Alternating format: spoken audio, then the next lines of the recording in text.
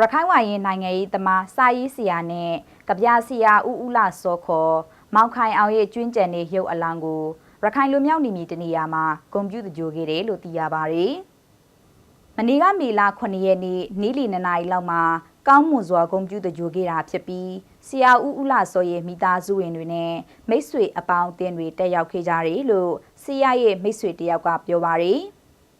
ဆရာဦးလာစောကိုကြီးကြီးကျယ်ကျယ်ခန်းခန်းနာနာဂုံပြုသကြိုရှင်ခဲ့ပေမဲ့ခေတ်ကာလအနေအထားအရာအကျဉ်းချုံးလောက်ပဲပြုလုပ်ပေးနိုင်ခဲ့ပြီးဒါကိုလေဆရာအနေနဲ့တမလွန်ကနေနားလေပေးနိုင်လိမ့်မယ်လို့ယူဆပါတယ်လို့ဆရာရဲ့မိတ်ဆွေကပြောပါတယ်။ဦးလာစောကိုဂုံပြုသကြိုရမှာရခိုင်မျိုးသားဖွဲ့ရှုပ်အာရခတက်တော် ULA ကတဝန်လော်ဖတ်ကြားခဲ့ပြီးလွမ်းသူ့ပန်းခွေတွေလည်းချခဲ့တယ်လို့သိရပါတယ်။ဆရာဦးလာစောဟာမေလ9ရက်နေ့ည7:00 နာရီခွဲလောက်မှာကွယ်လွန်သွားခဲ့တာဖြစ်ပါတယ်။လေကြောင်းကင်ဆာရောဂါကိုအိန္ဒိယနိုင်ငံကဆေးရုံတစ်ခုမှာစီးကူးတောင်းမှုခံယူနေချိန်ကွယ်လွန်သွားတာဖြစ်ပြီးကွယ်လွန်ချိန်မှာအသက်82နှစ်ရှိပြီဖြစ်ပါတယ်။